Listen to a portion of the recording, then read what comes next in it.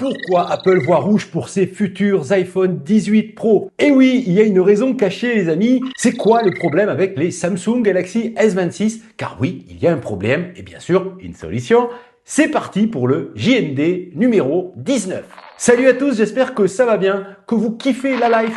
Dans ce nouveau Giga News du dimanche, on va causer de l'iPhone 18 Pro et évidemment des Galaxy S26 qui viennent d'être présentés par Samsung cette semaine. On va en causer dans cette vidéo. Alors, si toi bien installé, bien hydraté, fais à volonté. Et si tu veux au passage louer ton iPhone ou d'ailleurs ton Samsung Galaxy chez Next Mobile, je te mets comme d'habitude les infos et un code promo Giga50 dans la description de cette vidéo. On commence par de l'actu streaming les amis. Le feuilleton est terminé apparemment et le vainqueur n'est pas celui qu'on imaginait il y a 6 mois. Paramount Skydance vient d'annoncer officiellement le rachat de Warner Bros. Discovery pour la somme impressionnante de 110 milliards de dollars. Netflix, qui avait laissé planer l'idée d'une surenchère, a finalement décidé de ne pas lancer dans la bataille. Skydance s'apprête donc à absorber une entreprise qui représente 5 fois sa propre capitalisation boursière, ce qui témoigne de l'ampleur de ce projet ambitieux.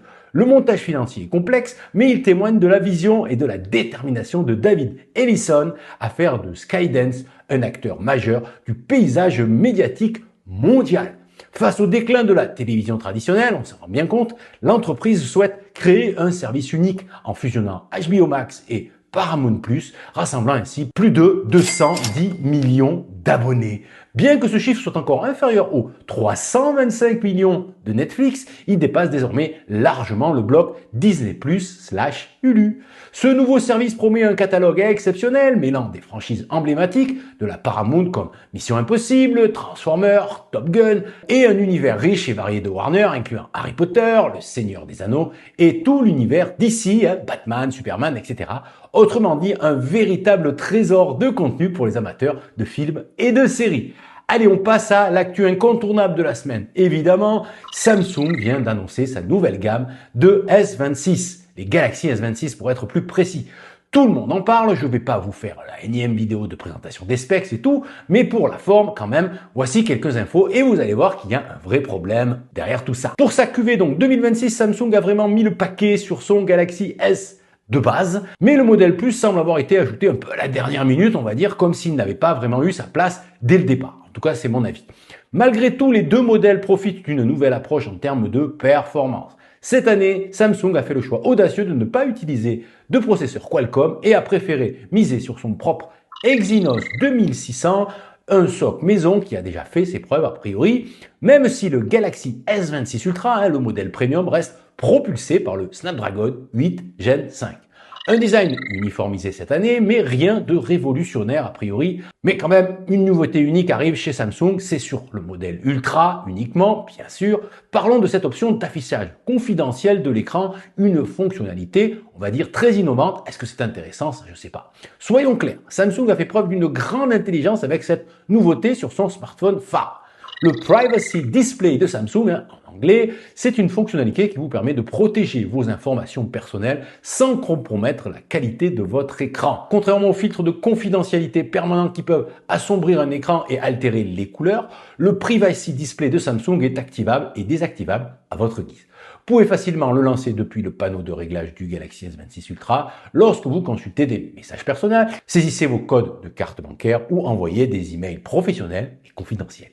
Il propose 2 niveaux de blocage de la lumière, vous offrant ainsi la possibilité de choisir l'angle de vue que vous convient le mieux.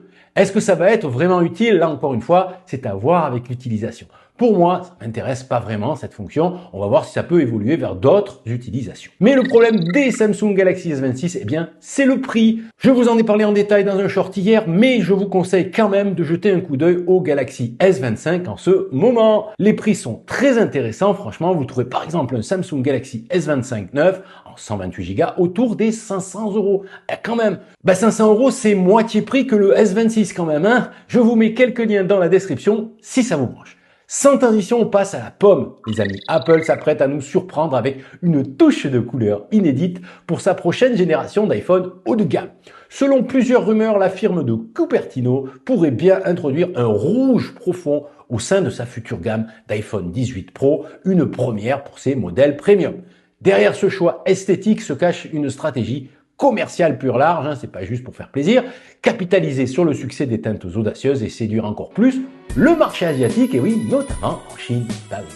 Jusqu'à présent, les modèles Pro d'Apple se sont distingués par une palette plus sobre, gris sidéral, argent et or, et plus récemment, différentes déclinaisons de titane noir, naturel ou blanc. Les couleurs plus vives étaient plutôt réservées aux versions standards et aux éditions spéciales. Mais les choses ont commencé à changer avec l'arrivée d'un orange cosmique sur l'iPhone 17 Pro. J'ai d'ailleurs cette couleur-là sur mon iPhone 17 Pro, rapidement surnommée Hermès Orange par certains utilisateurs chinois. Eh ben oui, une teinte qui a fait parler d'elle, certes, mais qui a aussi créé un vrai buzz sur les réseaux sociaux et boosté les précommandes, surtout en Asie d'ailleurs.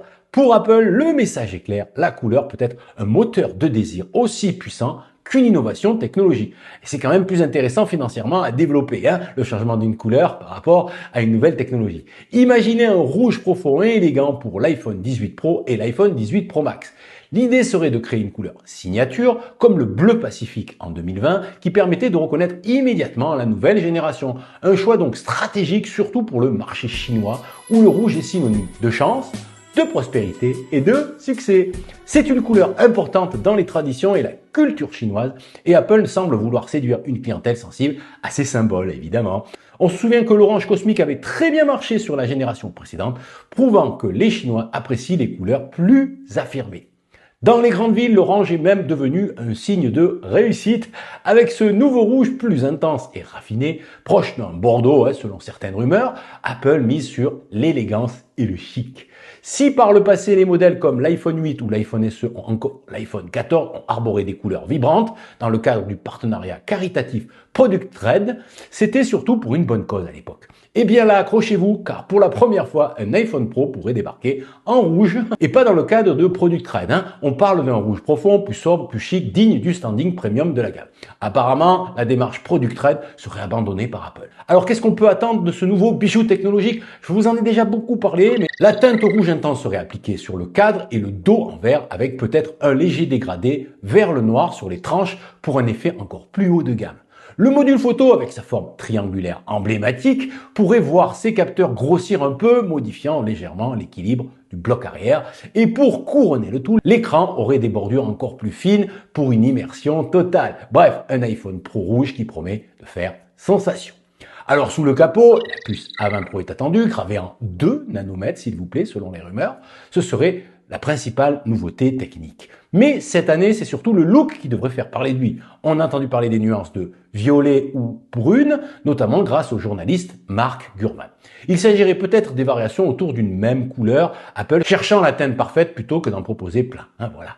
Apple aime bien avoir une identité visuelle forte pour chaque génération d'iPhone plutôt que de multiplier les couleurs. Le rouge profond pourrait donc devenir la couleur signature du cycle 18 Pro. En même temps, il y a un autre gros projet chez Apple, c'est l'iPhone Fold ou l'iPhone Ultra. C'est comme ça, moi, que je l'appelle. C'est en fait le premier smartphone pliable d'Apple. Contrairement au modèle Pro, il serait proposé en noir, blanc et argent pour bien marquer son côté technologique, son côté innovation. Ce contraste serait évidemment volontaire. Le rouge pro, à la fois audacieux et élégant, s'opposerait à la simplicité d'un appareil qui représenterait une vitrine technologique d'Apple, puisque le prix sera très salé, forcément. Apple semble vouloir donner un coup de jeune à sa gamme pro, souvent considérée comme un peu sage sur le plan esthétique. Après l'orange audacieux, un rouge profond pourrait bien confirmer cette tendance vers plus d'expressivité, plus d'identité visuelle. Ce n'est pas juste une question de look, c'est aussi une belle démonstration de la compréhension d'Apple des goûts régionaux et des émotions de certains utilisateurs. Apple voit rouge et attaque les parts de marché. Ben oui. Voilà pour ce nouveau JND. Si ce format vous plaît, dites-le dans les coms, likez, boostez, bref, à vous de jouer. En attendant, vous retrouvez plein d'autres infos dans mes précédentes vidéos. La playlist apparaît juste ici. Prenez soin de vous, résistez à la nouveauté. À demain ou à plus tard. Salut! Ah oui, le bonus. Tiens, pour finir, j'ai une histoire. C'est l'histoire d'un pingouin qui respire par les fesses. Un jour, il s'assoit et il meurt. Ah ouais, désolé.